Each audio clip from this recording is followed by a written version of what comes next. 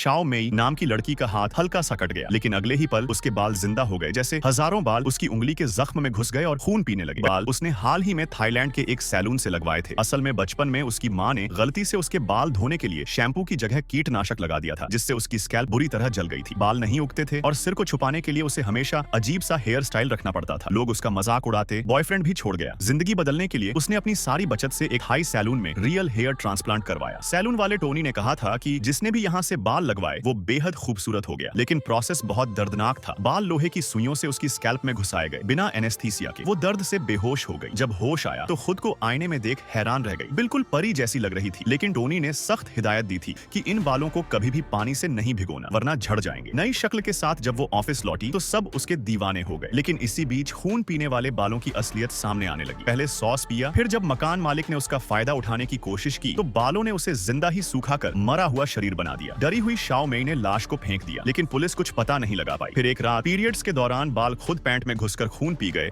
और भी चमकने लगे। शाओ मेई समझ गई कि ये बाल इंसानी खून के लिए पागल हैं। जांच में उसे पता चला कि कुछ दुकानों में मरे हुए लोगों के बाल चुराकर इस्तेमाल किए जाते हैं। उसे यकीन हो गया कि उसके साथ भी यही हुआ है। उसी रात ऑफिस पार्टी में उसका सामना ऑफिस के सबसे हैंडसम लड़के से हुआ, जो उसके बालों पर फिदा हो गया। दोनों होटल पहुंचे, लेकिन जैसे ही चीजें आगे बढ़ी, बालों ने फिर हमला कर दिया और उस लड़के को भी मार डाला। शाओ मेई डरकर एक और सैलून भागी ताकि बाल उतरवा सके, लेकिन जैसे ही सैलून की औरत ने कैंची उठाई, बालों ने उसे भी मार डाला। वहां मौजूद दो और लोग भी बालों के शिकार हो गए। अब शाओ मेई किसी भीड़-भाड़ वाली जगह जाने से डरने लगी और ऑफिस में जाकर छुप गई। वहां देखा कि उसके सभी सहकर्मी मारे जा चुके हैं बालों के जरिए। तभी उसकी बॉस मिली, जिसने बताया कि उसने भी उसी सैलून से बाल लगवाए थे और वही बाल अब हर दिन खून मांगते हैं। जब बॉस ने कैंची से बाल काटने की कोशिश की तो बालों ने उसे भी काबू कर लिया। शाओ मेई एक कमरे में छुप गई, जहां उसे मरे हुए सहकर्मियों की लाशें दिखी। बालों ने उसका पीछा किया, लेकिन वो किसी तरह एक सीक्रेट रूम में भाग गई। वहां उसे एक गन मिली, लेकिन तभी याद आया टोनी ने कहा था बालों को पानी से दूर रखना चाहिए। तो उसने लाइटर से फायर अलार्म एक्टिव किया और पानी गिरते ही बाल तड़पने लगे। उसी वक्त उसने कैंची से बाल काट डाले और सब बाल गिर पड़े। सारे मरे हुए लोग जो बालों के जरिए कंट्रोल में थे वहीं ढेर हो गए। अब शाओ मेई फिर से पहले जैसी दिखने लगी, लेकिन इस बार उसे कोई पछतावा नहीं था, क्योंकि अब वो जान गई थी कि खूबसूरती से बढ़कर जिंदा रहना जरूरी है।